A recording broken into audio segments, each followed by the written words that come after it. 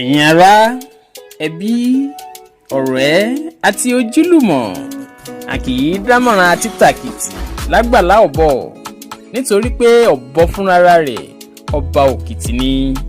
Èdè wo ni mo fẹ́ pè níwájú àpèsìn ọlá, àpèsìn pápá ilẹ̀ Ìwó, olóyè Káyọ̀dé Àjàyí Àrẹ̀mú Adé. Olóyè Káyọ̀dé Àjàyí, ẹ kú oríire ọjọ́ ìbí, ẹ̀mí yá ṣọ̀pọ̀lọpọ̀ ọdún láyé nínú ọlá ńlá, àlékún owó, àlékún ọmọ pẹ̀lú àìkú tí ṣe baálẹ̀ ọrọ̀, nínú ká pèdè, nínú ká dáṣà, nínú ká ṣeré orí ìtàgé, ọ̀gá nìkan láwùjọ òkúta. Darling brother Chief Káyọ̀dé Àjàyí Àrẹ̀mú Adé, Chief Àpèsìn of Papa in Iwoland. Congratulations on your birthday. I wish you long life, healthy life, and prosperous years on earth. You have been a wonderful personality, a role model for upcoming artists and the entire Yoruba youth, a role model in the promotion of Yoruba culture and tradition. Àgbà òṣèré Olóyè Káyọ̀dé Àjàyí Àrẹ̀mú Adé, olóyè Àpèsìn ti pápá ilẹ̀ Ìwó, Ìwó olódò ọba, ọmọ atẹ́nigbọlá, ọmọ atẹ́nigbọrẹ. Ìwó tí ò nílẹ̀kùn bẹ́ẹ̀ náà ní kọ́kọ́rọ́, ẹrú wẹ́wẹ́ náà fi ń délé níwó olódò ọba. Olóyè Káyọ̀dé Àjàyí Àrẹ̀mú Adé, ẹ̀yin lọ́mọ Ìjẹ̀ṣà mọ́ọ́dù àpànàdà, ẹ̀yin lọ́mọ ẹlẹ́ni àtẹ̀ká, ọmọ ẹlẹ́ni ẹwẹ́lẹ́, ẹ̀yin ní Ìjẹ̀ṣà orídìí ìsáná, ilé lẹ́rú ọwá tí ń múná roko. Mo ṣe bẹ́yìn Ìjẹ̀ṣà lẹ́ ń sin tòlótòló, ẹrú bàbá yín ló ń sin pẹ́pẹ́yẹ, ẹ̀yin lọ́mọ wá ọmọ ẹkùn, Ìjẹ̀ṣà Àbẹ̀ní ọmọ onílẹ̀ obìnrin, ọmọ ẹlẹ́ni ẹwẹ́lẹ́, ẹ̀yin lọ́mọ agbódòporo nímúyín, ẹ̀yin lọ́mọ olóko àdó, ọmọ olódò idẹ.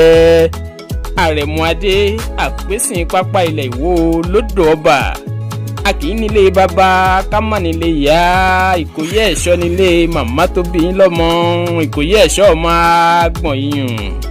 Àrọ̀nì wálé Oníkòyí ò sinmi ogun, ogun àjàwẹ̀yìn ló ń mẹ́ṣọ̀ wù mí, ogun ojoojúmọ́ ló ń múlé bàbá wọn sú mi lọ.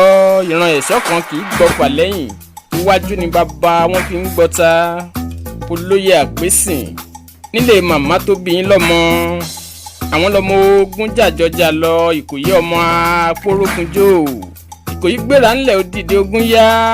Ọmọ ọ̀tẹ̀ òtán ṣe bíbì kan là á gbé yan bí n lólú, ọmọ alérí ikú gangan, ẹ̀ṣọ́ Ìkòyí ọmọ àgbọ̀n yìnyín, ọmọ ṣíjú akófìrí dàgbà ọfà sọ́fun, ọmọ ọ̀pọ̀ fún yọ̀ọ̀yọ̀ dàgbà ọfà sílẹ̀. Níjọ́ ogun lé ẹ̀ṣọ́ òdélé wí, níjọ́ ogun gbóná janjan ẹ̀ṣọ́ òpera wọn lórúkọ. Ọmọ ogun bá mi nígbó mo dará igbó, ogun bá mi lọ́dàn mo dèrò ọ̀dàn, ogun bá mi ní pàlàpàlà òkìtì mo dolú eṣunṣun.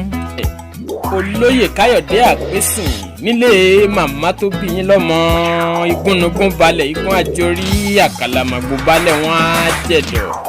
Ìkòyí lọ́mọ sọgbódìlé, ọmọ sọgbẹ́dìgboro, àwọn lọ́mọ sọ àtọ́ndọ́jà.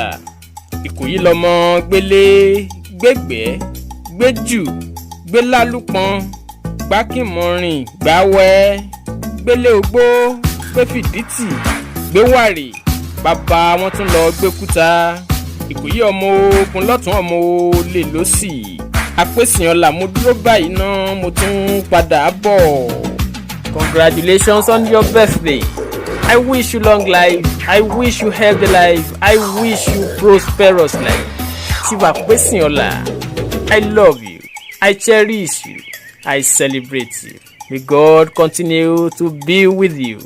Ọdọọdún làárọ̀ rógbó, olóyè, ọdọọdún làárọ̀ àwùsá, ọdọọdún làárọ̀ mọ́bì lórí àtẹ, ẹ ó máa fọdún yín dún ni. Olóyè Káyọ̀dé Àjàyí Àrẹ̀mú Adé Àpèsìn pápá Ìwó lódò ọba.